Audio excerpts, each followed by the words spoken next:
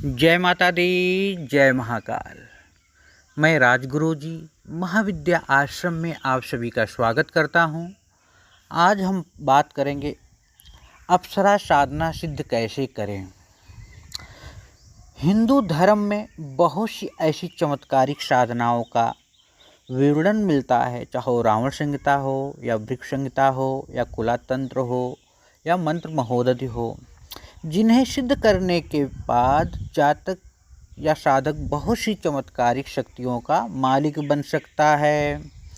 अप्सरा साधना भी चमत्कारिक साधनाओं में से एक है, जो आकर्षण व्यक्तित्व की चाह रखने वाले साधक की समस्त इच्छाओं की पूर्ति करती है। अप्सरा साधना में सफलता प्राप्त करने वाला साधक सौंदर्य, रूप, यौवन, आकर्षण जैसी स्वाभाविक क्रियाओं को प्राप्त कर लेता है। प्रेम संबंध में अगर विफलता है, विवाह में विलंब हो रहा है, वह किसी को प्रेमी बना के उसका भोग करना चाहता है, तो अप्सरा साधना करने के बाद उसकी समस्त मनोकामनाएं अप्सराएं सिद्ध होकर उस व्यक्ति की इच्छाओं की पूर्ति करती हैं। अप्सरा कौन है? अप्सरा स्वर्गलोक की वो सुंदरियां हैं जो इंद्रदेव के दरबार में नित्य कला गायन के साथ साथ, जो इंद्रदेव किसी को आदेश देते हैं कि आप वहाँ जाइए, तो उन ऋषियों मुनियों या देवताओं की इच्छाओं की पूर्ति करती हैं, उनकी मनोकामनाओं की पूर्ति करती हैं प्रेमिका के रूप में। तो तंत्र शास्त्र में बहुत सी अप्सराओं के बारे में वर्णन मिलता है, जैसे रंभा है, उर्वशी है, मेनका है, तिलोत्तमा है, चंद्रज्योत्सना है।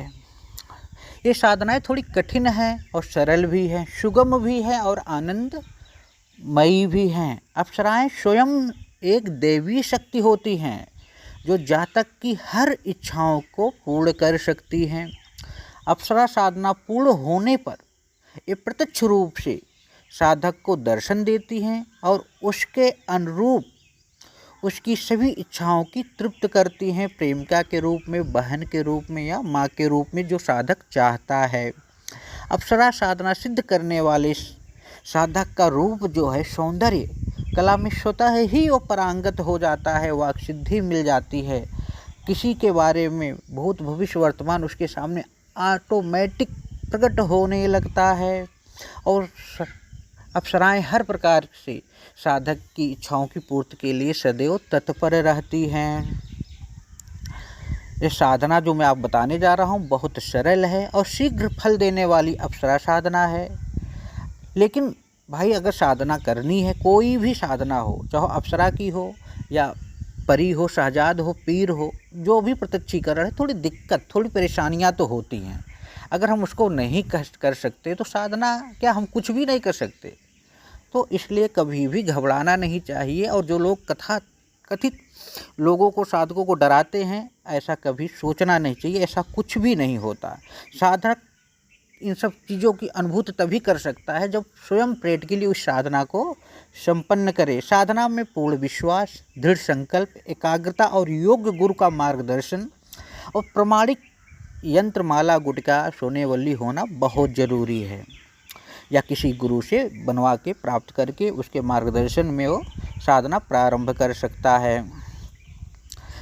इस साधना को शुरू करने के लिए या किसी भी साधना को शुरू करने के लिए साधक को पूर्ण रूप से साधु संत की भांति जीवन व्यतीत करना चाहिए साधना काल में। इस दौरान अपनी इच्छाओं और वासनाओं पर नियंत्रण रखना बहुत ज़रूरी है। अप्सरा साधना में साधना संपन्न कैसे करें? घर में किसी एकांत कमरे का चुनाव करें। अब इस कमरे में जो पूर्व दिशा की ओर एक चौकी की स्थापना करें, इस पर लाल वस्त्र बिछाएं। अप्सरा का यंत्र जो है, इस चौकी पर जो प्राण प्रतिष्ठित मंत्र सिद्ध चैतन्य है, स्थापित करें। इस चित्र पर फूलों का हार पहनाएं या जो यंत्र है। अब आप चौकी के सामने आसन बिछाकर बैठ जाएं। घी का दीपक जलाना है, पंचमेवा का प्रसाद रखना है, 1 लोटा जल भरकर रख लेना है। यह साधना 7 दिन की साधना है। ओम रम छम रंभे आगच्छ आगच्छ छम रम ओम नमः ये मंत्र है। हाथ में जल लेकर पहले संकल्प लें कि मेरा नाम ये है, मैं इसलिए ये साधना संपन्न कर रहा हूँ। फिर मंत्र का जाप चालू करें। इस साधना में मंत्र का जाप कम से कम 31 माला या 51 माला होना बहुत ज़रूरी है। अपने सामर्थ्य के अनुसार प्रतिदिन समान मात्रा में मंत्र का जाप करें। मंत्र जाप के लिए स्फटिक की माला प्राण प्रतिष्ठित होना बहुत ज़रूरी है।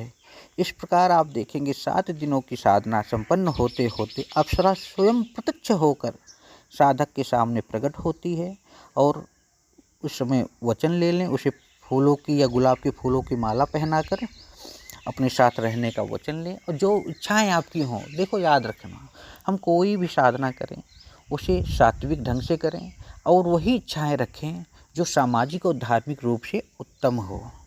तो यह साधना बहुत ही सरल है, सुगम है और ये जो मैं आपको बता रहा हूँ रंभा अप्सरा साधना अनुभूत साधना प्रयोग है। तो हमारी महाविद्या आश्रम चैनल का यही एक उद्देश्य है कि इन सब प्राचीन विद्याओं का प्रचार प्रसार हो, जन जन तक पहुँचे, सभी फायदा उठाएं। साधनाओं में कोई दिक्कत, कोई परेशानी, कोई छल नहीं होता है।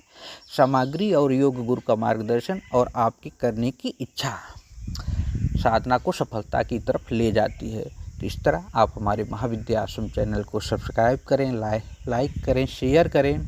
कोई दिक्कत परेशानी हो तो संपर्क करें या अपने आसपास किसी योग गुरु से भी संपर्क करें। जय माता दी, जय महाकाल।